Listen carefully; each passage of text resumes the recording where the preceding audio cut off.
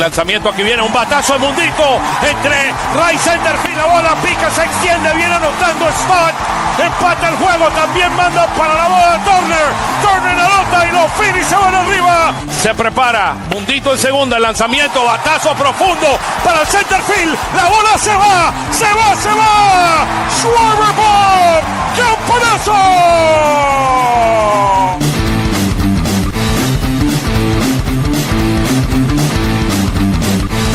Aquí viene el lanzamiento, swing y lo ponchó. Ponche de Alvarado, amigos.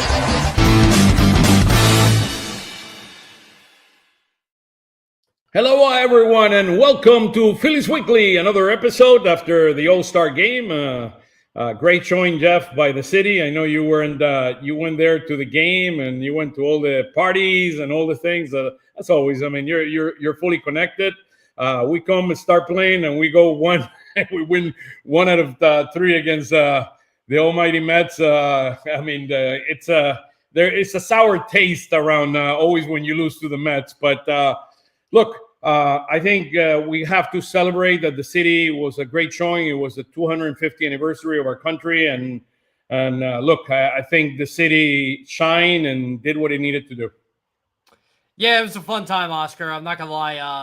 I'll tell you what, Thursday felt weird going back in the clubhouse. It didn't feel as crazy as it was the last couple days. Before that, there's still All-Star game stuff hanging around the Phillies clubhouse, by the way. But, you know, with the outfield, how they mowed the grass with the font for the All-Star game and the logo that's starting to fade. They painted over the All-Star game logo. It's weird.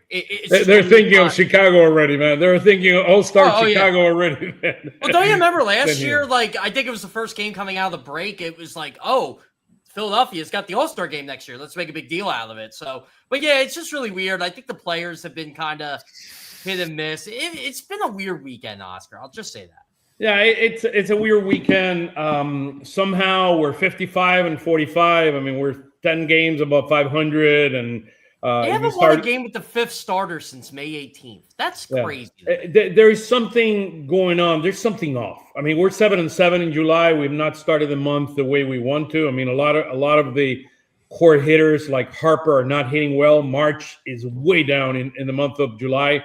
So we'll talk more about it as we go into it. But there's something. I know missing. I know you have the numbers for July last year. Their record. If I remember correctly, weren't they like 14 and 13 in July? 500, 11 and 12, 11 and 12 last year, and then we were a 500 team in the month of June at 14 and 11. But look, I don't know. There's something missing here, and the whole idea around this today's podcast, we have a great array of hosts today. I mean, of guests here with us. Is to talk about what are the big questions this team has. I mean, as we start approaching in the next couple of weeks, the trading deadline, we're going to have to make a number of changes. And with the Brad Keller injury this week, it accelerates a number of things that Dombrowski needs to do. And we'll talk more about it. But look at the dream team we got today here with us. I mean, John Foley's in the house. And look, he's from the store. He's from the store. Always. 24/7 there now. Great to hear from you, John. How you doing, brother? Good, man. Today, not the best game, but we keep it moving. Yeah. How was Derek Hill at the store a couple of days ago? I know on Friday it was wild. I mean, I saw some of the pictures, and it was wild. It was wild. The turnout was incredible. Derek Hill himself, just a great guy, very down to earth, very cool. He bought everyone food from Angelo's. It was a great time. John, how far are you from Angelo's, by the way? So we're at 22nd and South. Angelo's like about 12th Street, somewhere there. 12th Street. 10 minutes by car. Yeah, it's pretty easy. I mean, not too bad. Yeah. It's pretty easy. There's the man, the Phil Stolzgate guy. Tyler, how you doing, brother? Hey, I'm doing well, Oscar. Glad to get the regular season back on and looking forward to this week of baseball. Yeah, I think you pull a great tweet. I don't know if it was yesterday or today. I glanced through it. Today was my World Cup finals day, so I needed to broadcast the game. So I didn't pay too much attention to the Phils. But I did see that you put, for some of the teams that are out there, the players that could be available. And I thought that was very interesting. Let's go over that list as we get into this discussion. So, and by the way, I love a message somebody sent you today. Who's this guy behind Phil's tailgate? He does such an awesome job. Here's the man. Here's the one and only. There I am. They thought there was an AI machine just pulling all this information. No. Here's the guy. I mean, there's Cory. Cory, how you doing, brother? What's going on? I'm doing well, Oscar. Thanks for having me on. Looking forward to chatting some Phillies, some prospects. Obviously, everybody is wondering what they might do with Gage Wood and Alex McFarland. That's going to be quite the topic over the next draft. couple of weeks. I love your thoughts on the draft. I mean, was it a good draft? I mean, it's hard to tell right now, but it was interesting because I ran kind of an AI model on what are the top 30 prospects of the Phillies, and 3 of them, the first 3 picks, made it to that list. So that was interesting. To see that a shortstop from high school and a couple of college kids. I mean, we got to stop mentioning AI on this show. I'm so tired of AI. It's costing me my job, Oscar. It is. I mean, I can't take AI. I know. I understand that. I mean, to me, when I use it, that AI we can mention. We can mention him all day. I mean, Tyler? Let me see. Sorry, what AI is? Which one was that? I was looking somewhere else. Which one AI is that one? AI is coming for your job. Yeah. Well, that AI can take my job. That's what you should make. You should make a shirt on that. AI is coming for your job. Yeah, it is. I mean, it is a sad reality of. And look at the phones we're using today, guys. I mean, a few years back, I mean, we were using dial phones, and after that, this phone were bricks. I mean, look where they are right now. You have to try to continue to evolve with it, and that's the reality. I mean, it's like, I think baseball, if you look at baseball, how it's evolving today, this week was very interesting. The MLB not allowing teams to use certain levels of information inside of the clubhouse, I thought that was very, very interesting. I mean, so what are some of the guys that are doing? I mean, they talk very general about this thing. I want to know the real things. What are they exactly doing out there? Do they have like cameras where they're looking at things that they shouldn't be looking at, or what's the real story behind those things? So that would be very, very interesting. So why don't we get it going? I mean, let me pull the slide here for 1 second so we could talk a little bit and kind of react to some of the things. So this week, I mean, we had a short week, right? I mean, the All-Star game. I mean, any thoughts? I mean, before we're going here, any reactions to the All-Star week? And I thought that the city looked beautiful. I mean, what the city did was amazing. I mean, any thoughts from each of your ends? Yeah, it's been a great year for Philadelphia. I mean, from hosting the World Cup, and you could hear all the tourists talking about how great the city is, and then to the All-Star Village, that was fantastic. I took my son there, had an incredible time. The home run derby, how fun was that? With everyone going crazy. Schwarber ended up in second, but it was good. It was a great time. And then the All-Star game itself. I mean, the kids with the bikes, and it was all that really was beautiful. That was beautifully done. That was a great production and great choreography. It was very, very, very well done. It was one of the greatest things. Anything from your end, Tyler, that you saw? Yeah, I just think that they did such a great job, and you see what nationally people are saying about Philadelphia and about the Phillies and about the fans. And I think in that aspect, it went as well as it possibly could. When you look at the performances of the individuals in the home run derby, like Schwarber and Jordan Walker, I think that was such a positive experience for the home run derby itself as well. And knowing that it happened in Philadelphia and there was that atmosphere around it was really impressive. Yeah, I thought the home run derby was, I mean, you could get red carpet and all these things that I don't necessarily care for, but I thought the home run derby was a beautiful display. The competition was excellent. Everything was excellent. Look, this kid Jordan Walker, I mean, wow. It's amazing what he did. I mean, it's truly home run derby amazing. That home run derby was something we've been waiting for a long time, right? I think even when Citizens Bank Park was picked to be the All-Star host in 2019. We're like, can you imagine a home run derby in Citizens Bank Park? Can you imagine Bryce Harper in a home run derby here? We got that. In 2019, we had no idea Kyle Schwarber was going to be a Philly at the time, or how his career would take off. But it was a great display, and I mean, really, if you were there, it was even better. The Netflix production, I can't say much about it. Yeah, by the way, both John and Corey, I send you the link. Just FYI. Yep, thank you. I sent it out. I was in the building both days, the home run derby and the All-Star game, covering it for Philly Sports Network, and I thought that there was so much electricity for that home run derby. Everybody was just juiced up for it. It was a great spectacle. I actually thought there was more buzz in the stadium for the derby than there was for the All-Star game. But John mentioned that Sandlot act, the reenactment of that scene of the 4th of July. I mean, that gave me chills. If you were in the stadium, they perfected that masterfully. I thought it was really cool. Freddie Freeman was playing catch with one of the young teenagers. Bobby Witt Jr. was flipping through baseball cards. Jacob Mizorowski was showing his pitch grips. I mean, that was probably what stole the show and what was really kind of a bore of a game. And if you're a Phillies fan, obviously the guys didn't really do that well, right? Marsh 0 for 2 with a couple of strikeouts. Harper didn't do anything. Schwarber, Jesus Luzardo was probably the bright spot, throwing 6 or 7 pitches for a scoreless inning. But overall, I think the city did a really good job. You guys mentioned the All-Star Village. I was there the first day it opened. It was packed. Everybody was excited. I think overall it was an A-plus effort from top to bottom.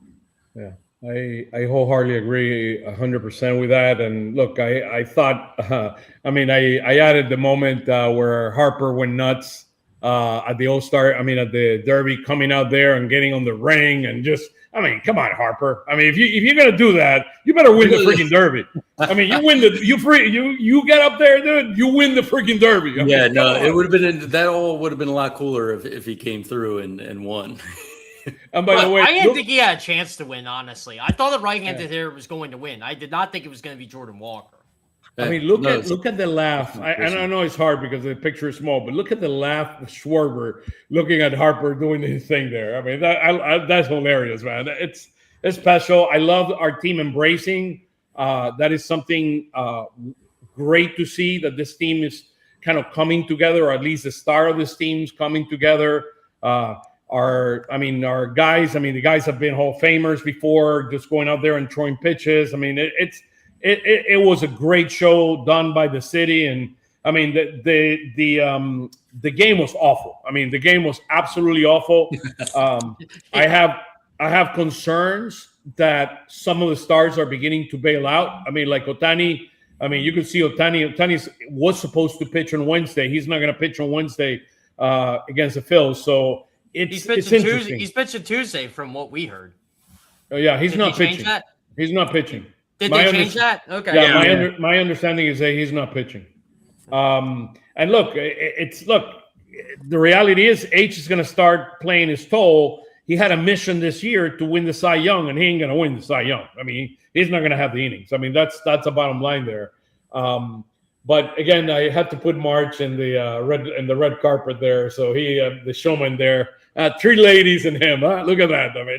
Not one lady. 3 ladies. Come on. I know his sister and his mom and his wife. It's like her girlfriend. I thought that was funny. And also, I always love what MLB does around cancer and pulling for that. That is a tremendous cause, and it's something worth watching. So, hey, kudos to the city.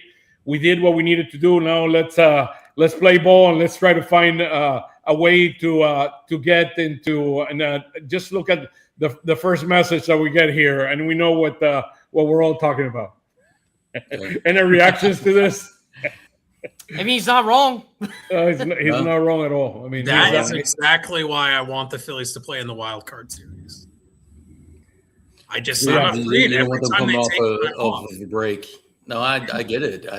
They do seem to have a tendency when they have some kind of break to come out flat And I'm going to show you the stats for July. I mean, they ain't pretty. I mean, they're not pretty at all. So they've been struggling on offense. This is more than just a 3-game series, by the way. Yeah, it is. I mean, I didn't have time to do every single slide with the averages and all that, but there is plenty here for us to react to as we go into this. But I mean, look at the series. I mean, what can we take from this? I mean, it's not like we had.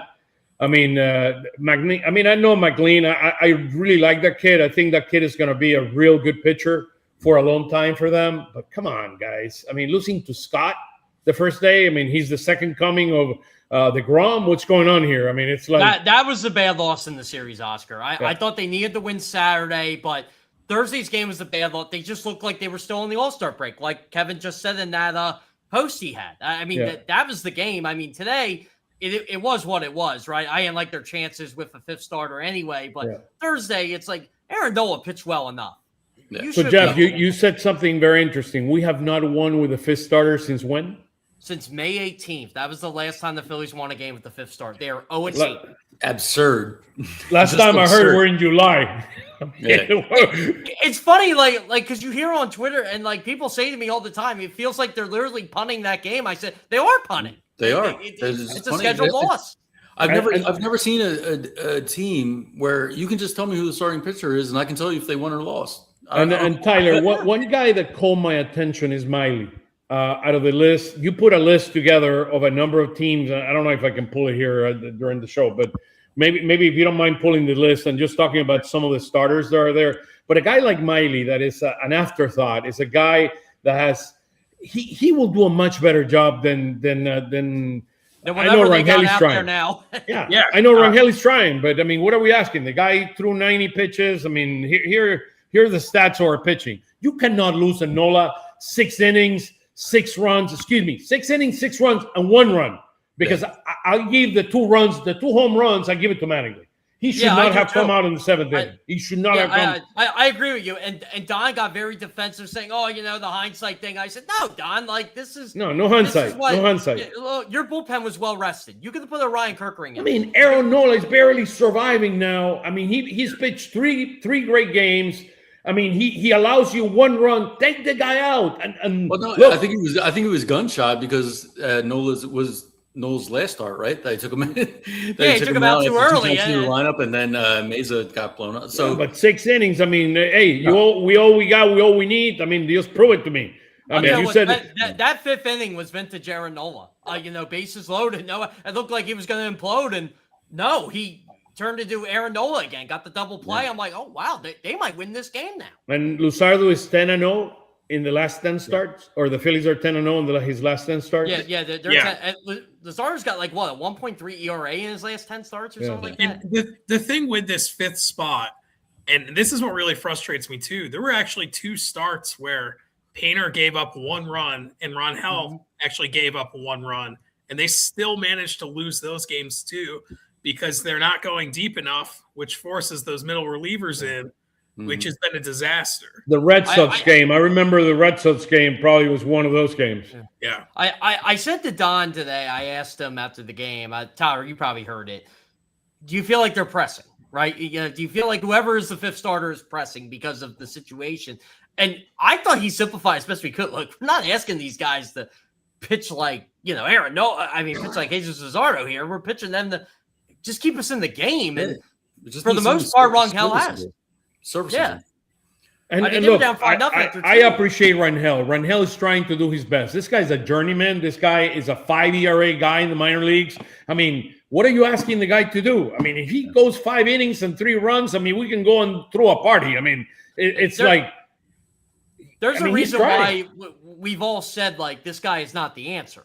Like he's not the answer, but he's doing what he can. It's also tough to win games scoring 1 run. You know, I mean, this like we can talk about the pitching as much as we want. And obviously, it's a problem. But when your offense is still struggling to score runs and you're only putting up 1 run, I know McLean's a good pitcher, but as Oscar mentioned, Scott on Thursday, that seemed like that was just a hangover from the All-Star game. The guys, Schwarber, Harper, they were busy all week. They really didn't have that full break off. But if you're only scoring 1 run, you need your pitchers to be perfect. if your offense is only putting up 1 run. Yeah, the smoke was the issue. There we go. That's what we needed to hear. Let's blame it on the smoke. By the way, it's going to be really bad in the area in Chicago and Cleveland this week. I mean, it's coming down it's going to be very hard on them. So I would expect that a number of games are going to be suspended. Tyler, give us some names there on that list. I mean, Miley's one of them that caught my attention. So I put together a list of all the rental players on the 7 teams that I truly believe at this point are going to sell. So the names that I had on here are Brady Singer, Tyler Mahle, Clay Holmes, Michael Lorenzen, Jose Quintana, Chris Bubich, and then Robbie Ray and Freddie Peralta.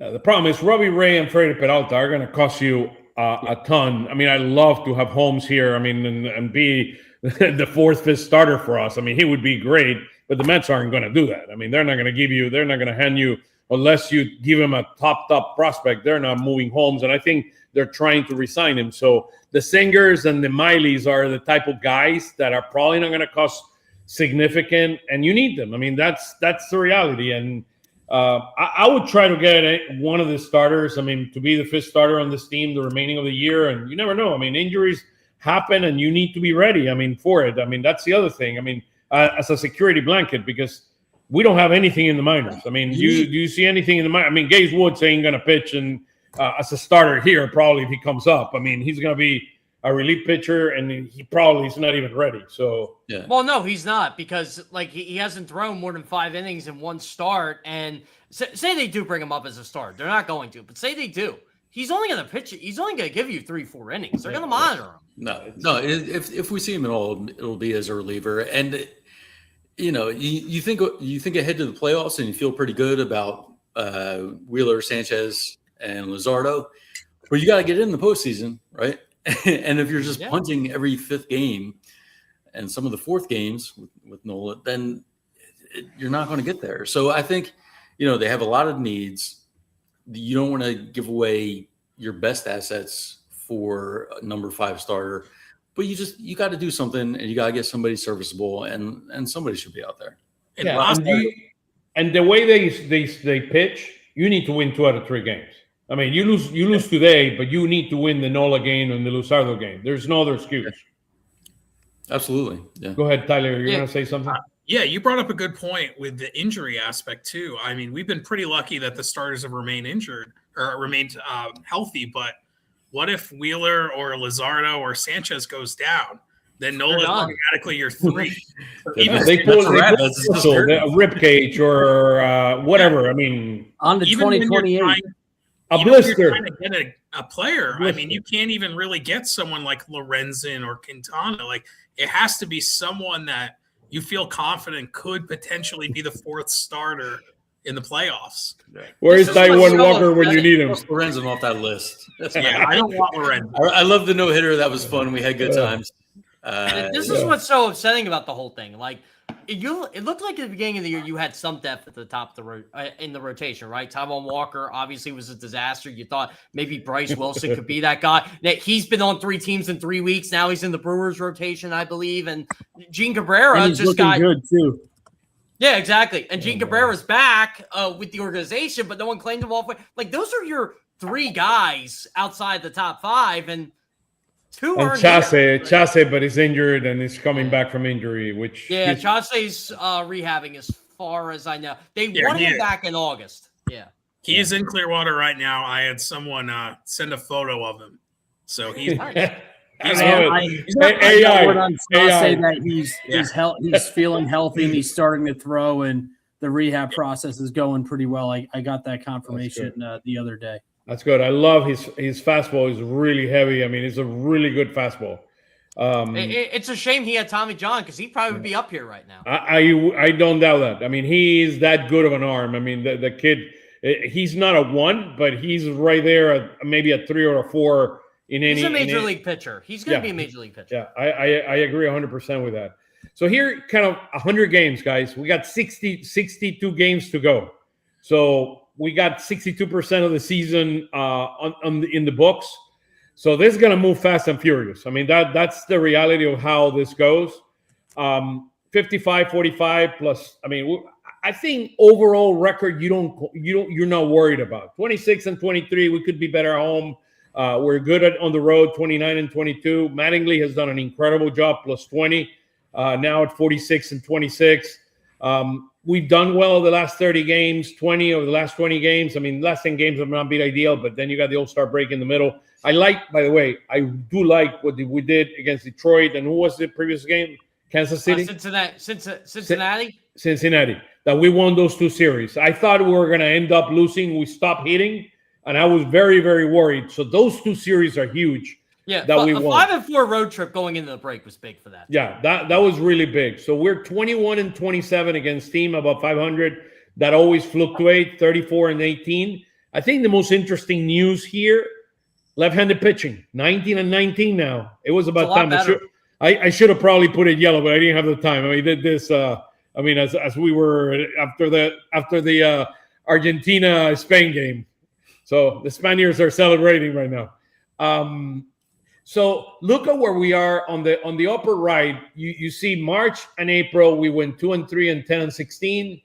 We were April last year, we were 14-12. We started bad, then we got really good. May was very similar, 19-9 last year. This year, 18-10. June was significantly better than last year, 18-9 versus 14-13. And in July, we were not that good. We were 11-12 last year and went 7-7. So I remember last year at this time we were saying the Phillies need a right-handed bat. They probably need another arm in the bullpen. There were a couple of things, right? Oh, they needed a closer last year. They got Johan Duran. So and I think we were one game above 500 at the time. Or we had a one-game lead. Sorry, we had a one-game lead in the division. Yeah, it's kind of crazy to think now. I feel like they have more needs this year, and this team is not as good as last year. But I don't know. Last year, I felt better at this time than I do now. So until we heard the news of Wheeler, and that's when everything went south. I mean, to a certain extent. I mean, and then Dombrowski came in and brought Duran and Bader, and things kind of got back together. So it's interesting. I don't know. I mean, Jeff, you said something just very simple, in a very simple way. Is this team better or worse than last year? I think they're worse. I mean, I really do. Record-wise, obviously, yeah. And look, Don Mattingly, give him credit. He's right at the ship. But I think this team is very top-heavy, and we've talked about this. You know, if Kyle Schwarber hits a home run, they're usually pretty good. If Bryce Harper hits a home run, they're usually pretty good. They're getting contributions, but last year it was like, okay, just get Alec Boehm and Bryson Stott, one of them hot. Brandon Marsh is cold right now. But overall, like, I felt good every time someone pitched on this team. Now it's like, okay, the fifth starter, no. Aaron Nola, okay, you don't know what you're getting. I just don't like the depth on this team. What's your take, Corey? What's your take on this? Better or worse? Yeah, I agree with Jeff. I just think they're relying on just two or three guys, and that's not a great recipe for success in the lineup. Jeff and I were talking about this off air the other day. You look at the Dodgers, right? Everybody's trying to beat the Dodgers, compare them. They get contributions from hitters 6 through 9. I mean, was it Tommy Edman last year? He had a big playoff run. I mean, there's guys that just kind of come out of nowhere that help these perennial playoff teams. And it just seems like the Phillies don't really have those guys that are almost glue guys where you've got your superstars where, okay, they're going to come up in the clutch, but who's the guy that's going to come up with a clutch RBI single down the right field line or put a good at-bat together and draw a walk to keep the inning going? It just doesn't seem like they've got that this season. Yeah, so Bryson Stott, by the way, is the best guy on base with runners on base that we have. So I thought that was an interesting stat. Well, that's we had a couple weeks ago. This team just doesn't get on base. They don't walk at all. That's a problem. That is a problem. Tyler, your thoughts? Better or worse than last year? I think we're worse. If you look at the end of the Dodgers series last year, there were multiple times where you could say, you know, if this went right, the Phillies could have won this game. If we match up with the Dodgers today, I don't think that it would be that close. And, you know, it feels like a dart throw for half of the lineup. You know, sometimes they'll have clutch hits. Sometimes they won't. You know, the people don't get on base. I think our team on base percentage is at 300 or slightly below 300, which is horrible. And you're right. There's just no depth. You know, These guys can get hot. You know, they can go on a run. They they could win multiple playoff series. They could win the World Series. If They could. The Phillies team on base percentage is .303, which is last in Major League Baseball. Yeah, there it is. I'll go against the consensus here, and I'll say better if you look at the games where it's Wheeler or Sanchez or Luzardo starting, which is your playoffs. And you're right, Jeff. You used the term top heavy. That's exactly what they are, and that can be okay in the postseason. That can make them a better postseason team than they have been in the past. But you got to get there, and that involves winning some games with your fourth and fifth starter as well. I remember last year. Last year I was so bullhead with this team because they were good pitching, right? I mean, look at the numbers. Oscar's gone right up here. 3.91 my bad. ERA. No, 3.91 ERA in the first half, and like they really haven't been that since. But they were hitting in the second half because the pieces they added. And I still think if you can get 6-7 innings out of your top guys and get to Kerr and get the Bo and get to Duran, you're going to win the game. But the problem is they have trouble doing that. I'm going to give you one name, guys. Ranger Suarez. To me, he makes a huge difference. Having Ranger or not having Ranger, he makes a huge difference between last year and this year. I know that we have Duran now for the entire year. We only had him for half of a year last year. But the other thing is what we were told, right? We are not running it back. We have Crawford, Andrew Painter, Adolis Garcia, and Otto Kemp. Only one guy remains in this lineup, which is Crawford, which is a big, big problem for me because he shows that it didn't work out. I mean, I also think that they rushed Painter, and I think they had to because of the time frame that they put on him last summer. But Jeff and I, we were at most of his home starts in Lehigh Valley. Jeff, you can correct me if I'm wrong, but when I watched him, he didn't look like a guy that was mowing down AAA pitching. He didn't look like he was dominating that level, which is something you'd like to see from your top. You and I were at a game in August, and we were talking about this. We're like, okay, we know this guy's not, but is he ready to come up next year? Like, it was almost like a blind faith thing. Like, we're just going to slot this guy in. He's going to be fixed. And Cory and I both knew Ranger Suarez wasn't coming back. Oscar knew Ranger Suarez wasn't coming back. And everybody thinks it was the Aaron Nola contract. I'm like, it wasn't the Aaron Nola contract. They braced for this. They traded for Jesus Luzardo and signed him. That was the difference. They did. I mean, they had to make a choice between Luzardo and Ranger, and they picked Luzardo. I mean, we could have had Ranger this year. And it worked out. Yeah, and he worked out. I mean, where's Taijuan Walker when you need him? So that's the only thing I say. That's the other thing, too, with Taijuan Walker. He sort of figured it out last year. You know, he wasn't terrible.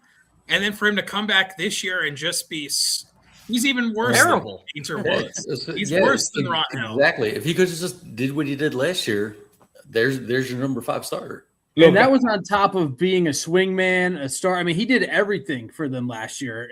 So it was very odd to see that he just completely plummeted. Let me show you this slide. This slide is very, very interesting. It talks about the 2026 Phillies. And to me, the total, I did not update the total, but I did update the month. So you can see, and I added July.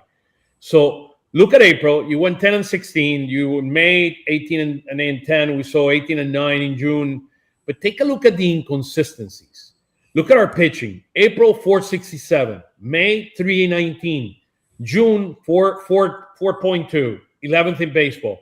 This month 24th in baseball, 494. So how can we be the second best team in ERA in May? I mean, pitching, and then suddenly we are 24th in baseball, just like we were. You know what I'm amazed by this whole thing? Somehow they're 7-7 looking at these numbers. Yeah, because you compare it to April, and the series that I told you, the 2 series that we won, pretty much as bad as they were in April. But 7-7, I'm grateful for 7-7, seeing some of these numbers. This is the ranking. This is the ranking in MLB that kind of where we are. So June are hitting like woke up suddenly. In May, our pitching after Mattingly came in, our pitching rode the wave. Look at the numbers there. But then in June, our hitting took over, and you can see it. I think this slide is always really interesting that you can see. Look at what we're winning. How hitting is so important for us to win. Look at the wins. These are the wins, the greens, and then take a look at where the majority of the greens are, and that's when we hit, we win. when we don't hit, I mean, we might not pitch great, but we're able to win without that. There's only one outlier in that whole chart, Oscar, and that was that week they played Pittsburgh and Kansas City, and they hit that week, but no one could pitch that week. Yeah. No, So that week too, specifically, there's 6 guys that really pushed up that ERA: Alvarado, Banks, Trevino, Backus, Sugar, and Johnson. the bullpen, the bullpen plummeted. The rotation of the bullpen. So those guys specifically, I don't know how many games that they cost us in July, but they certainly elevated all of those pitching numbers in a bad way. Yeah. And it's not going to get any easier. Obviously, they've got the Dodgers coming into town. They might be catching the Yankees at the right time. They're struggling against the Dodgers right now. And then you've got Miami, who, don't look now, they're only 3 games behind the Phillies right now coming into the start of this new week. It's a big series coming up. Yeah, it is a big series. I mean, look, all series are big. I mean, if you would have won this series, you don't need to win the Dodgers series. But from a mental standpoint, the Dodgers series truly represents something. I mean, there's no doubt about that because of what the Dodgers are. But the reality is the Dodgers are playing for October. I mean, the Dodgers. I'm kind of glad Bohm downplayed that today, like the whole Dodgers series. He's like, look, every series is big now. It's the second half of the season. You know, it's go time. You know, it's the second half of the season. Let me pull this out. I'll put you a question, and I'm going to pull you the numbers, which I thought it was interesting. There's some interesting questions here. Let me see. I'll pull you this, and then I'll come back up. Okay, can you guys take that question and answer it, and I'll pull the next few questions that are there. Yeah, I think it's a smart comment. I mean, back end bullpen help you. I think you could go to war in October, right? With your top 3 starters, and then feeling great about Duran in the 9th. You get somebody locked down in the 8th as well, and you feel pretty good about your squad. I don't know if it's the biggest need. I still think the biggest need is a bat. Yeah, it'll be interesting. Well, we're going to have that discussion. A bat's going to win you in October. I'll say that. If you're thinking about October, John, I agree with you. If you want to get to October, I think you need that 5th starter. Yeah. And left-hand reliever. The Phillies will be unable to get what they need because they have nothing of quality to give the teams. We'll look into that in a minute, Michael. Great thought there. Look who is here. Lo bonito del béisbol. You're going to start the second half with no Wheeler and so I don't have as big an issue with that. I didn't have a problem with that either. I didn't either because Wheeler and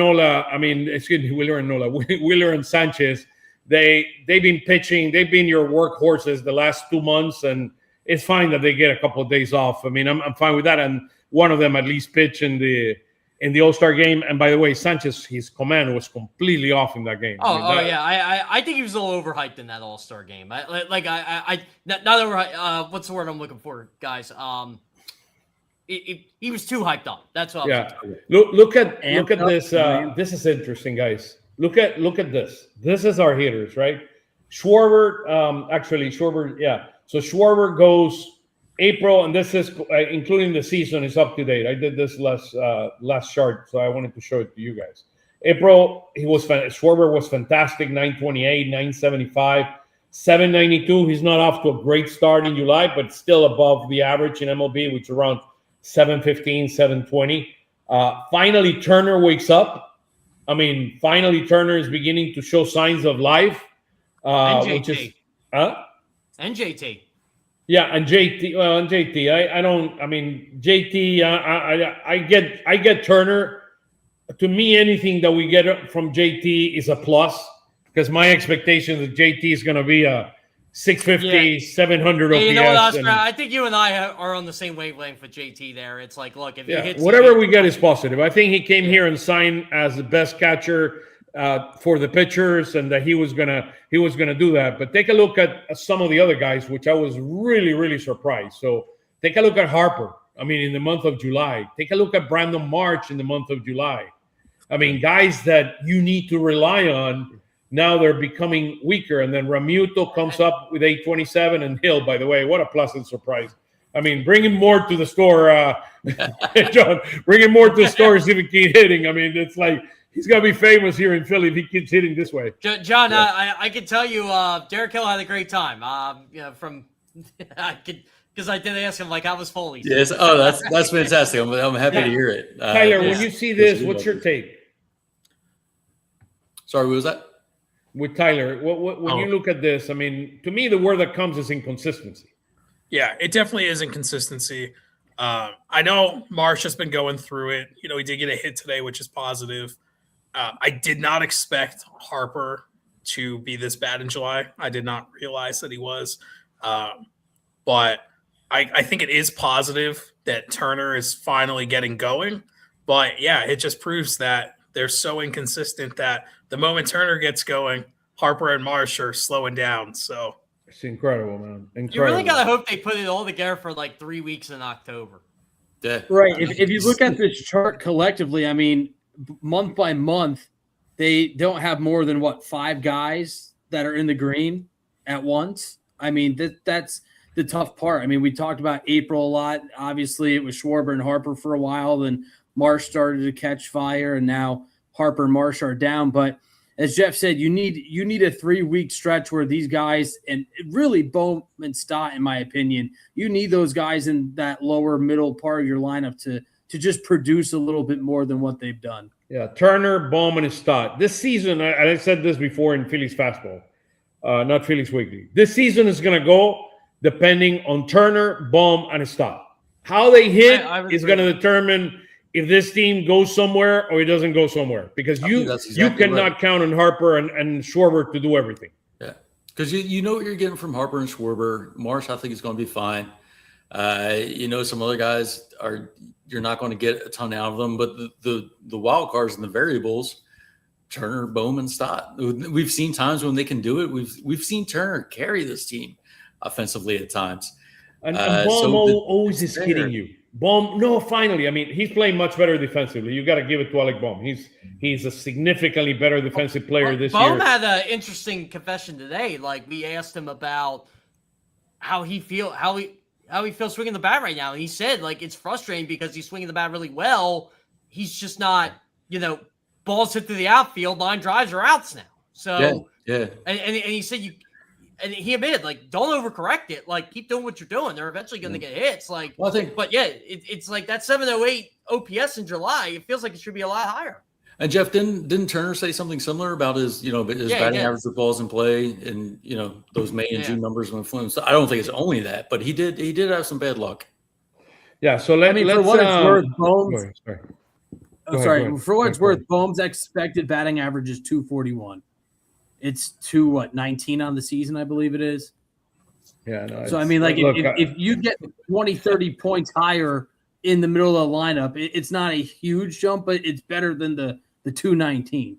I mean, he's the type of person or I don't know. I don't want to use a connection with. Imagine a pretty lady that you want to invite out. Oh yeah, sure. And then should I ask her? Not ask her. I mean, she hints you that yes, but then no, and then come on, guy. I mean, just get it done, dude. I mean, get it done.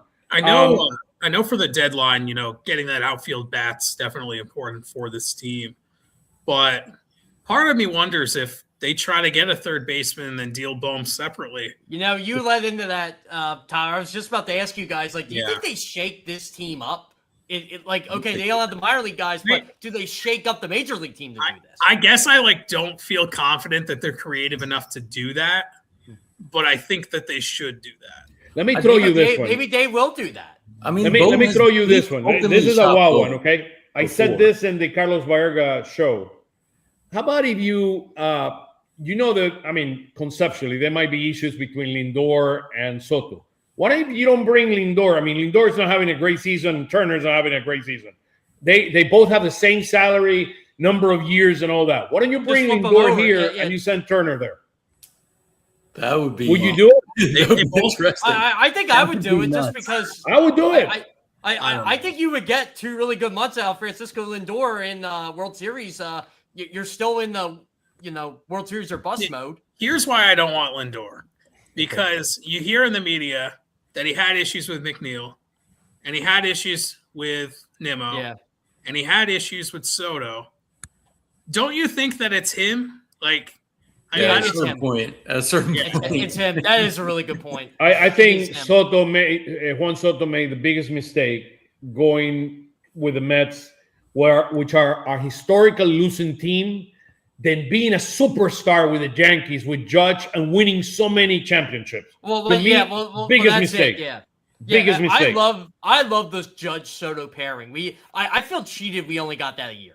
I agree. I mean, again, better for us, but I mean, to a certain extent, I do like Lindor. I think Lindor is a clutch hitter. One thing that worries me about Turner, he's not clutch. I mean, look at his clutch numbers in his career. He's not clutch. Well, you know what? Someone joked to me the other day, why does it always seem like Trey Turner gets a big hit when it's like 5-0?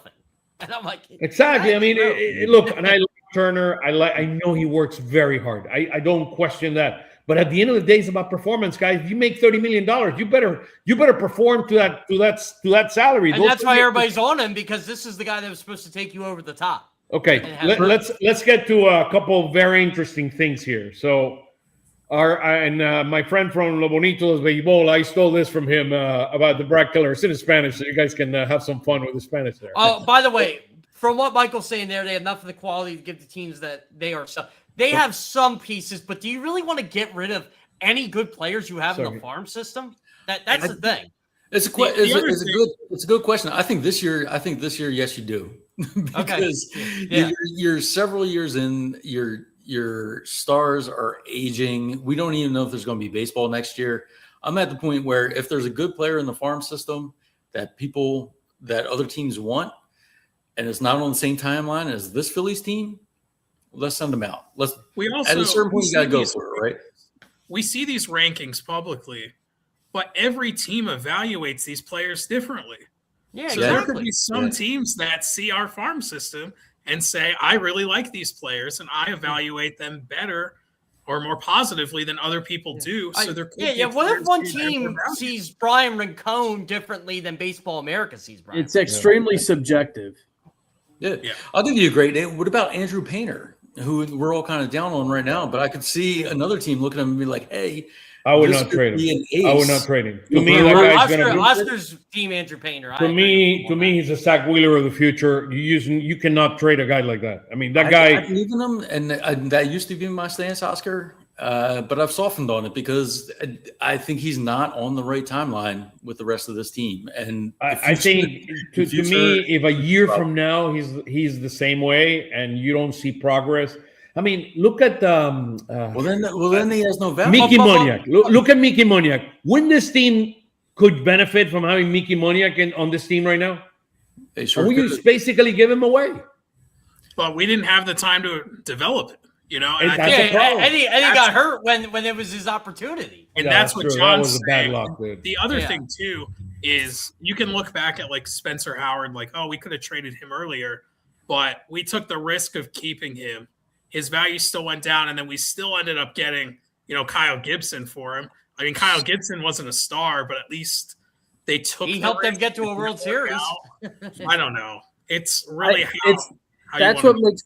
that's what makes prospects and evaluating them so tough, because, like you talk about Andrew Painter, as Oscar mentioned, when going into this season, even last season, it's like there's no way you can trade an arm like that. But then when you see him struggle in the big leagues, you've got people like John who rightfully has their stance softened because you're seeing, hey, maybe hugging the prospects isn't the move. A, they struggle to develop some of them, and B, if they want to win a title with this window and this team, you got to kind of make the tough decisions, and you outweigh the pros and cons. You move these guys to win a title. Is that better than moving Painter and seeing him become an ace for 10, 12 years? And obviously this is a different team, different situation. But when I was watching Jordan Walker this season, when I saw Jordan Walker 4 years ago, I'm like, this guy's going to be a major league star. No ifs, ands, or buts. This guy is going to be so good. He sucked his first 3 years in the majors, bouncing between up and down. Look, he finally figured it out in year 4, wins a home run derby, was an all-star. Like, I hate to say it, but you got to be patient with a lot of these guys. But remember, it's command. I still think not velocity. And to your point, John, and to your point, John, like, this team is in a different situation than the St. Louis Cardinals. I think Andrew Painter is a project right now, and it is a project. It is a project, but one thing is important now. The issue is not velocity. The issue is not pitch movement. The biggest issue with him is a couple of things. Number one, command. So he's throwing hard. He's just not commanding. He's not putting the pitches where he needs to put. And then it looked like he got scared to throw the fastball. Well, and then that's the part that worries me about, which is the mental part of the game. That's a mental part of the game, which is a different story. With their development of Painter is they had this guy learning 8-9 pitches.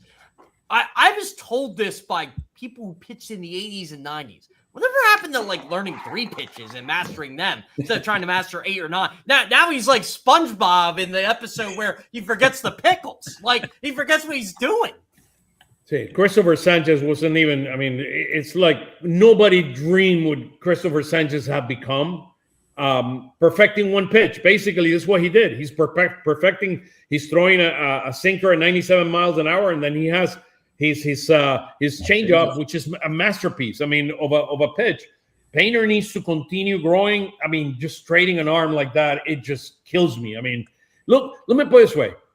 Why are the Phillies among the maybe 5, 6, 7, 8 teams that could win the World Series? Because starting pitching. Yeah. Because Wheeler, Sanchez, and Luzardo. I will add this to John's point, and I think Tyler tweeted it the other day. Anybody missing Mick Abel right now? Yeah, no, I did not tweet that. No. Well, you didn't tweet that, but I think the Phillies won the Duran trade. I think. Yeah. He just went on a 60-day IL. Yeah, he did. Yeah. I think the thing is like I see Mick Abel going there, but I also see what Duran provided us that I'm okay with it. I'm okay with that too. Yeah. I think in Mick Abel's upside is not what Painter upside is, in my view. And I think Eduardo Tait's going to be a good player, but he wasn't going to help this team go maybe 20. I'm telling you, Andrew Painter is good. You heard it here. Andrew Painter is going to be Wheeler. I mean, 3, 4, 5 years from now, Andrew Painter is going to be Wheeler. Will it be with the Phillies? That is the question. I just think some of these guys who have become projects now are they should be more valuable to other teams than they are for the Phillies who are in win now mode. And that's the sad part of baseball, which I absolutely hate. Yeah. That you cannot take the time with a talent like that to groom him the right way. And it happens with the Yankees. Look at all the outfielders with the Yankees. I mean, look at all the guys that are there. Even the Mets are doing a better job this year because with Bench and the other guy, Ewing, and some of the younger guys, because they're losing. I mean, they gave up on the season. But the Yankees cannot put Dominguez or Spencer Jones out there because they're not ready. I mean, as simple as that, which is very sad. Let's focus. The next couple of slides are very meaty slides. So we lose Brad Keller. I mean, Brad Keller was delivering 4.02 ERA, significantly below where we expected, or worse than we expected. Look, it is a quality. He's a quality arm. We expected more of this guy. He didn't deliver it. We have 8 relievers. Duran is one of them. Kerr is another. Bolin has probably earned the circle of trust to be one of the 8. The other 5 guys, I mean, it could be whatever you want. I mean, it's like you feel good about 3 guys, right? Yeah. Tim Mesa is essentially the mop-up guy. Yeah. I mean, just look at the 9. Misa, I take the Misa, but Misa cannot pitch you. I mean, he cannot be a 7th or 8th inning guy. I mean, he was at one point in his career. That's not his job now. Yeah. He was. Yeah.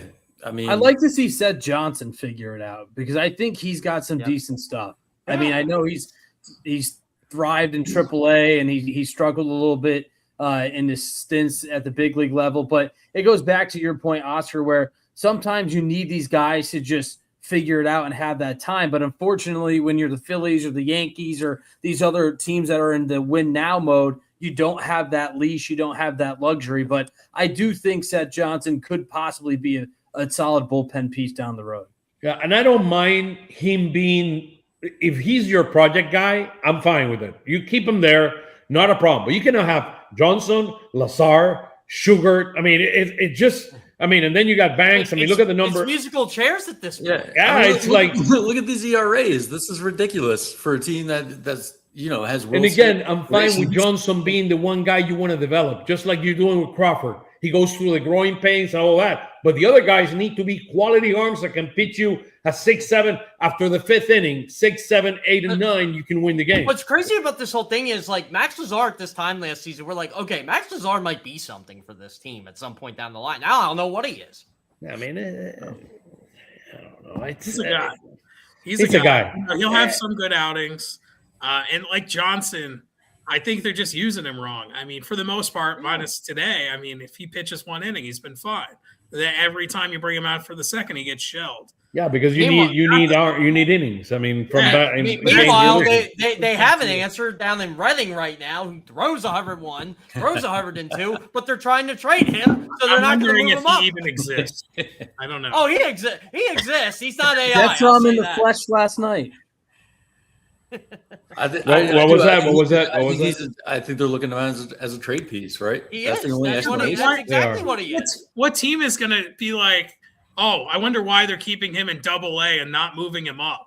Oh, like, yeah, they all think it, but it's funny. Seven scouts from seven different teams were watching this guy last night, so they must be thinking it. By the way, Wab, I saw your message. I like your message. We'll put a few of these messages in a minute, but I want to put this one up there. There was a McFarland comment that was made here. Here you go. Here's a McFarland comment there, and so we can react to it. Sorry, Corey. No, you're good. They're not going to give McFarland a shot. That sadly. Yeah, unless if he doesn't get traded. If he doesn't get traded. But this is a great comment. Talking to some people, they're part of the issue. What are you going to do? You're not going to be able to fill all of your holes. They have too many holes. I mean, talking to some people, McFarland, they're saying that it's his first year as a reliever in high leverage. He's working on getting lefties out. He did some in college. I still don't know why. I know why, what Jeff mentioned, but he's pitched well enough to warrant a call up to AAA at this point. He's also 25. I mean, call him up to AAA. Right. Yeah, exactly. Give him the bigger ball. That's the thing. Give him the major league ball. Let him throw it. So what do we do with the bullpen, guys? I think just bring one arm. They have to get a 7th or 8th inning guy, and then maybe one or two, just middle relievers. I mean, I saw Nate Pearson was DFA'd today. Oh wow! I mean, he hasn't been giving up a lot of runs. I mean, he's got quite a few walks, but another project. Here's the thing. If he's at the end of the bullpen, it doesn't matter. Yeah, but I agree. That guy has a great arm. Here. Which one do you pick if you're only able to fill one? This is why I kind of like this comment. Which one do you fill if you had to pick? To me, it's the bat, because I keep thinking ahead to the postseason. And if you're going to lose in the postseason, let's at least lose in a different way. let's hit. And if if middle relievers come in and blow the thing, fine. I don't disagree with Chris either. It's tough to win. We only score one run. You only score one run, yeah. So to me, just give me the bat, and I'll go to war with those top 3 starters. Give me a bat and a bullpen arm. Give me an 8th inning guy to be the Span Duran, right? And I think it has to be a starting bat too. I mean, I've seen like a legit major league bat. Rincones. I mean, I think you need an actual starting bat, and then Hill can get some time between Marsh and Crawford, but I think it has to be an actual starting bat. Yeah, the strategy of collecting like 5 or 6 different guys that you can throw in at different times and they're all kind of okay. I don't see that being a recipe for success. Look, I'm not I'm terrible at making up trades. Would you trade Gage Wood for Joe Adell? No. Let's just throw one. Yeah. See, exactly. Really I'm terrible at making up trades. But Gage Wood could maybe help you this season. He could if they decide to do that. I just don't think they're going to do that. Corey, who is further along in your view to be effective at a major league level, McFarland or Wood? I mean, strictly as a reliever, I would say McFarland, because he's been doing it all year. I mean, you're looking at Gage Wood, who's not only on a pitch count right now and an innings limit, but you also have to work him up and ramp him up to pitch multiple days a week. I mean, that's the life of a reliever. Gage Wood is a very fiery person. His starting pitchers are very methodical. I just don't know or see them thinking it's worth changing his whole routine to just become a reliever for this year. I know it can be done. He probably would grab the opportunity by the horns and say, yeah, like, let's go. Oh, he definitely would. If they told Gage Wood tonight, you're moving to the bullpen, he would do it. Right. But if you're asking me, today who would have a better impact, I think it's McFarland because he's been pitching in that type of role, even though it's in Double-A, and he's got the higher velocity where he could get away with some command issues or leaving some pitches over the zone with that sinker at 102. You can get by with that and beat it into the ground and still work your way out of jail. That's fair. I'm not trying to get into McFarland's head right now because I think he is kind of pitching well, but at the same time, I've seen this with a couple Phillies prospects over the years.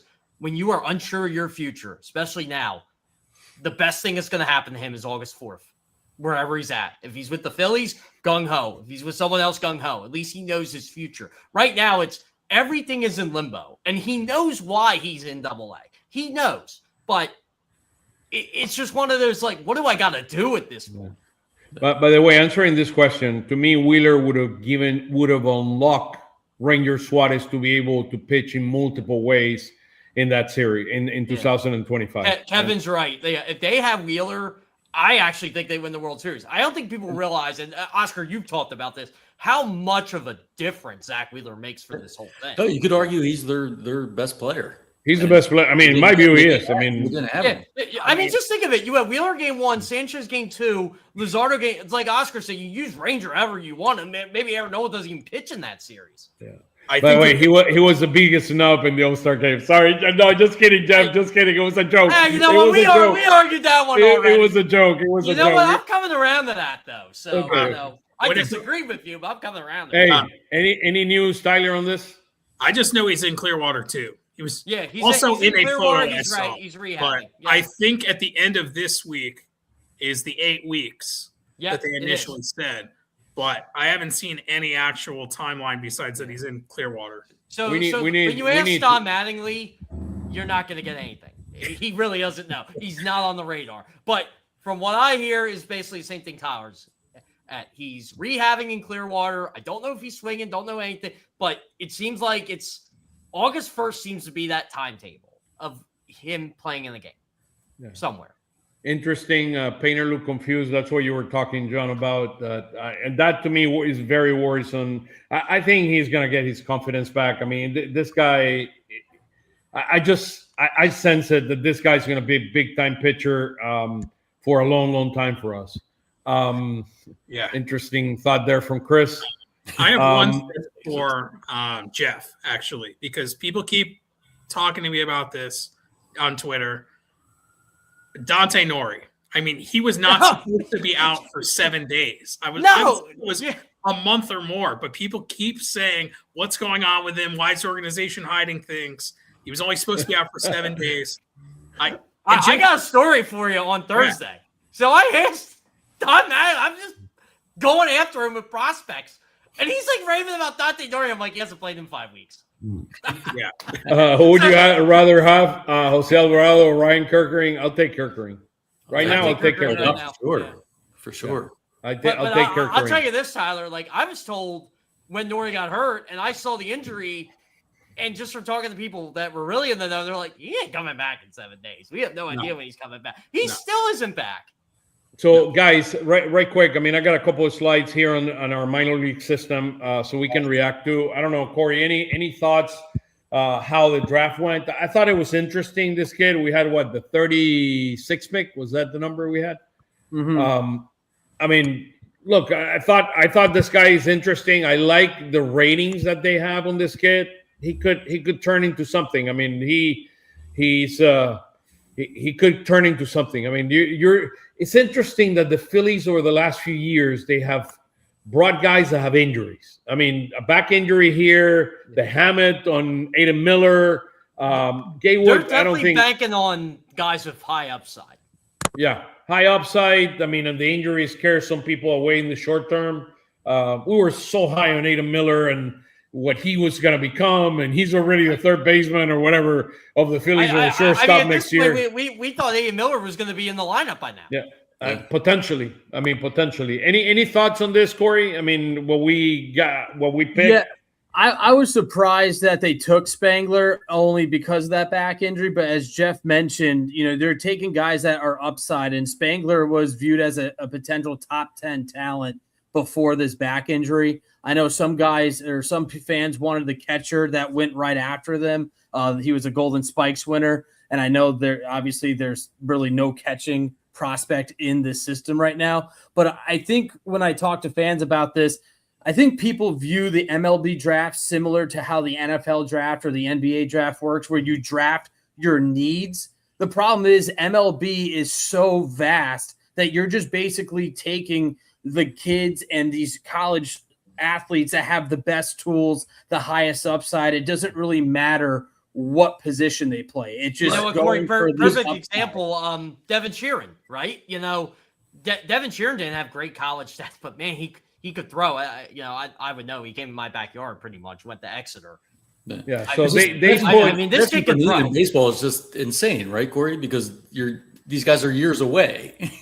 Yeah, they're years away, and it's not like an NFL draft where your first round pick is making an immediate impact more than likely. So, listen, Tyler Spangler could be fantastic if the back injury isn't that big of a deal. I know people wanted a catcher because obviously they see what's going on with Realmuto. They look at the farm system and they don't have a single true catching prospect in the top 30. But again, the way these baseball drafts work, especially this year, they went more of a balanced way because they loaded up on pitching last year to help fill the needs of what they really had to kind of backfill the farm system in. So they took more hitters this year. But, you look at some guys like that Bogenpole, he broke Ryan Howard's home run record at Missouri State. This guy he's a good player. A ton of power. So, you're just looking at traits and tools that you can really just build on and hope that one or two of these guys really translate into something.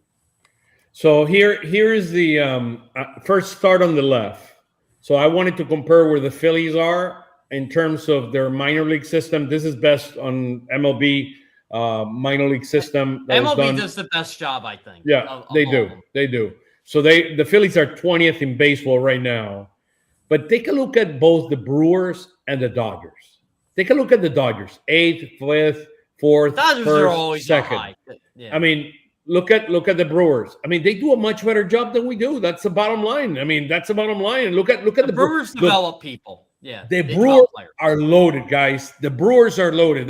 They just brought a kid called Lara, and then they're gonna bring a kid called Made. Remember this kid? This kid is gonna be a superstar. Yeah, Jesus Mate is gonna be a stud. Yeah, he's a Dominican guy. He's gonna be a monster, man. He's gonna be a monster. He was fun to watch in the Futures game too. Yeah. So here's what we have. The guys in yellow are the three guys that were picked right now. They put, and again, this is more than MLB. It's not MLB. This is combining MLB with Baseball America and some of the other sources that do it. Here's what they view as the top 30 prospects of the Phillies, more as a perspective. 3 of the guys in yellow are the first round or the draft picks from this year. So Tyler, the shortstop, is Tyler Spangler is the 9th. Caden Bogenfall, the big-time lefty guy, left-handed outfielder, he's 13th.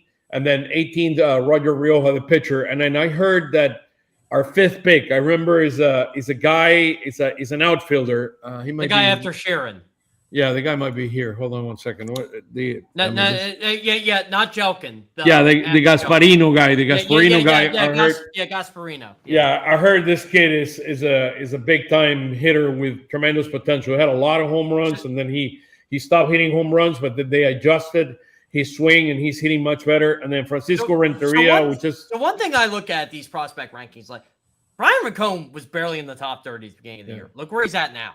McFarland. Look at where McFarland. What is McFarland doing down there? I don't think people watch him enough. I really don't. Baseball America had him in the 20s, so he wasn't. I was shocked by that.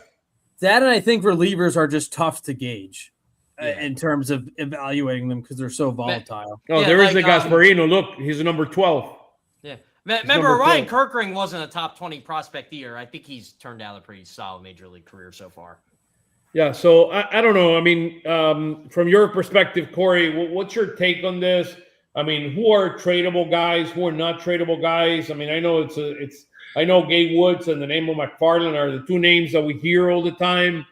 What are kind of your thoughts as we get into trading season who are some of these guys that could potentially be available and desired by some other organization? I really think a guy that hasn't really been mentioned is Ramon Marquez, that number 4 prospect there on this list. I mean, he is generating a ton of buzz. Was talking with Travis Hergert the other day, and he's just raving about Marquez. He's working on his spin pitches. He's got a lethal fastball changeup mix already. And Hergert believes that this guy could be a legitimate stud at the big league level. He's young. He's 20. I know fans don't want to hear that, and they don't want to hear, we got to practice patience. But that's the and they got nothing to trade. Remember that, right? Like if you look at this farm system, it's very bottom heavy, where they don't have a ton of guys that are close in proximity. I mean, Marquez he's in double or high A right now. I mean, Escobar, these guys, Brad Pacheco, the number 8 guy, he's been raved about. He's still in Clearwater. Matthew Fisher just got to Clearwater. All these pitchers they took are lower down in the minor league system. So it's going to take some time, but I wouldn't be surprised if teams are calling about Marquez. Well, here's another thing, too. Look at some of these. Aiden Miller, hurt. Dante Nori, hurt. Moises Chase, hurt. Carson DeMartini, hurt. Juan Hipon just came back. Juan Parr is an international guy. There's a lot of unknowns, too, because so many guys have been hurt this year. Yeah, that's that is the kind of the sad reality of this. Couple more slides, promise, and then we call it. Let me see here what we have. So this is where I had the guys hitting. But is this? I mean, what's the road ahead? So we play the Dodgers now. So we got Sanchez against Sheehan. Sheehan has not been as good as last year. Robleski has been their best pitcher so far. They got Glasnow and some of the other pitchers that are not available because they're hurt right now. Then we got Wheeler and Nola. Nola against Sasaki. Sasaki has not been any good this year. So hopefully. Oscar, they actually said before the Dodgers game tonight that Sasaki is going to go to the next series because they still want to keep their 6-man rotation even without Otani. Okay. Which I would say is actually a blessing. Sasaki just threw against the Yankees the other night. He threw 13 or 14 pitches in triple digits out of nowhere. I mean, the guy was absolutely amped up. We were talking about that today. Where did that come from? And remember he was doing that out of the bullpen a couple times last year. I don't know. He is such an enigma when it comes to pitching. Yeah. So look, it'll be very interesting. Then the Yankees have really good pitching, but they don't have Judge is not playing at this point. Schlichter, best pitcher, young pitcher in the American League right now. Weathers started really good. He's declined significantly, and Warren has been good for them. So we got Rangel. I'm glad we separated Nola and Rangel, particularly for the bullpen and what that represents. So that's a big. So we go. Yeah, go. Don Mangley mentioned that today too. That was part of the plan because he said, look, sometimes you're managing 2 games at once, right? You're managing for tomorrow and today, and with the whole 5th starter thing. So yeah, it was a smart move. So great week, right? Great week. We have Thursday off. We got the Dodgers the next 3 days. Then we got the Yankees for the weekend. Then we go to our the best place where everybody goes and the Cuban sandwiches there in Miami. Then we go to Baltimore, and then we come back here with 4 games against. I don't know why we always playing 4 games against the Washington Nationals. It's weird, right? And you're playing Baltimore, and then Washington comes here. I forget who's Chase Utley's Hall of Fame night is after that, but I forget who they play. I don't remember the date. That might be the Cardinals series. Is it the Blue Jays? Oh, you know what? Yeah, that's right. That's the weekend the Blue Jays come back. I think it is. Yeah, one thing to me, I always like to do the right service to our dear friend John and to all of you guys when you're with us to promote what you have. Look, John has created something really, really special. Foley's, the Philly Sports Shop. You can find anything. I mean, I love going to the shop. I mean, you can see to the store. you love what you need to do. If you cannot go there because it's in South Philly, it's on 22nd and South Philly, then go to FoliesOnSouth.com. If you spend $75, you get free shipping. You tell me if I'm doing the right thing here, promoting the store. You find everything. You want to talk about what's selling, what sells the most? I mean, what are the things that you're having fun with? I mean, just talk to us in general. It's all over the map. I mean, some days, the T-shirts, the apparel, we have so many talented artists and local companies. Look at the T-shirt. Just show us. I mean, I love your logo, man. Your logo is incredible. Look at that. We sold some logo T-shirts today. We got some logo hats available on the website. Yeah, we got to get some Phil Stelgate merchandising in there. And I need that logo on the mug. We need some Philsgate merchandising in there. I'm sure Tyler is good. Yeah, let's do some collabs, Tyler. I might need to talk to like a copyright lawyer. I was gonna say, do you have anything patented yet, Tyler? No. Oh man, no. But I mean, really, I love when you go to the store. You find very, very special things. I mean, some of the signed baseball. Mike Schmidt, you find Chase Utley, the bats. I mean, it's just really, really special plays, and he's creating kind of what is it, like a special parts of the store dedicated to those moments, like the 2008 World Series and some of the very cool stuff that you have in there. John, how are you able to get Derek Hill anyway? I still think that's really cool. I gave him a call, Yeah, you got connections. I just gave him a call. No, friend of a friend, and nice. Hopefully that's just the first event like that of many. We plan to have a lot more guys coming through. And this is the first stores of many. You can see that he's trying to build a franchise here. Hey, we got grand ambitions, but no, I think if you come out here, if you're a Philly sports fan, you come here to the shop, you're going to have a good time. You're going to find some things you're interested in, whether it's the apparel, whether it's the memorabilia, whether it's any of the other things that the talented folks make for us here at the shop. And I recommend coming through. That is awesome. Where can we follow you in social media, and just give us the store and everything so we could be ready for it? Yeah, you can follow me as always at 2008 Phils, and then the handle for the shop itself on pretty much every social media channel is at Phillies on South. That's awesome, man. Thank you, John. Thank you for joining us today. Tyler, anything interesting you're planning here, rocket ships or anything? Just trying to get some more things out before the deadline. Really following the teams that are going to sell or plan on selling. Planning to put together a top 25 list of players that I think will be moved.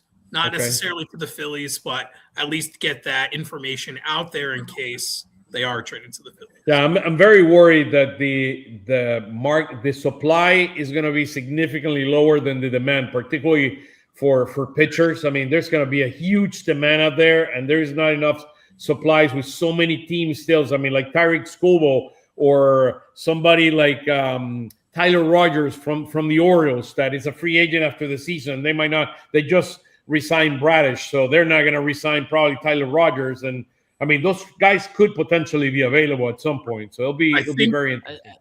I think looking forward, we really need a few of these American League teams to go on some losing streaks to really get the market ramped up, because there is a chance that these 7 teams that I said are the only 7 teams that are selling. And that's why I liked your post, because right now there aren't a lot of sellers. Yeah, I'm gonna retweet the post in a minute, but what we're gonna do is we're gonna send a message to the commissioner and said, hey, make sure the American League teams start losing so we can get some players here. I mean, it's ridiculous. Where can we follow you on social media? Yeah, just at Phil's Tailgate, and I appreciate the support and the comments and the kind words from everybody. Yeah, and he's real. He's a real person. Let's not forget that. He's a real man. He's a real person. Man. You can look at I get into this streak sometimes where I'm just posting things and I don't respond back to anybody for like a week at a time, and people You're think smart by doing that. Yeah. Like, Cory, where can we follow your great work, and just give us a couple of things that you're working on right now? Yeah, you can follow me on X at Cory_Nidoh. That's where you'll see all my written stuff, dabbling in some video content as well. I'll be at the ballpark tomorrow to kick off the series. We'll also be on hand for that Yankee series as well with PSN. And yeah, just continue to work out. I'm going to put out some pieces of some trade targets. A guy that I think could be interesting. He's not a high leverage guy right now, but Daniel Lynch of the Royals. Maybe the Phillies and Royals make another swap like they did, with Strom and Bolin. But I do think Lynch is certainly an intriguing arm as well. So keep an eye out for that. And yeah, at Cory_Nidoh, that's where I'm the most busy. That's awesome. Hey, guys, thank you so much. I truly appreciate the time, and let's catch up. We'll look forward to see you in the next few weeks. Any final words, Jeff, before we leave? No, I mean, I'm going to be at the Dodgers game on Tuesday. I'm going to be at 2 games at the game. By the way, Oscar, Ricky Ricard and I will be taking the picture for you over the weekend. I have to go see Ricky this weekend. Oh, yeah, you see Ricky. Tell Ricky that I'm enjoying the sun in Florida while I do some consulting work down here.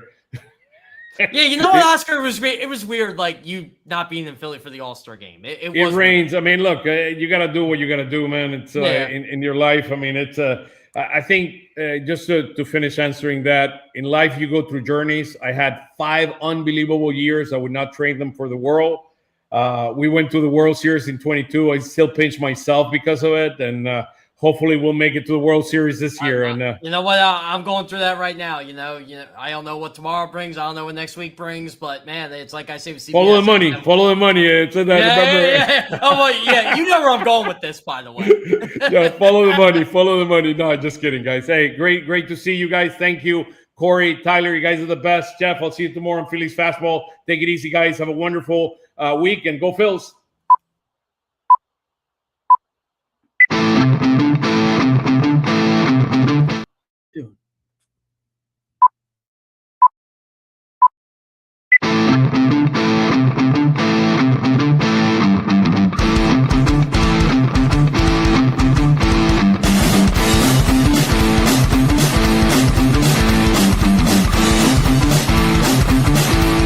Lanzamiento, aquí viene un batazo de Mundito entre right center field, la bola pica, se extiende, viene anotando Stott, empata el juego, también manda para la bola Turner anota y los Phillies se van arriba. Se prepara, Mundito en segunda, el lanzamiento, batazo profundo para el center field, la bola se va, Schwarber Bob, ¡campanazo!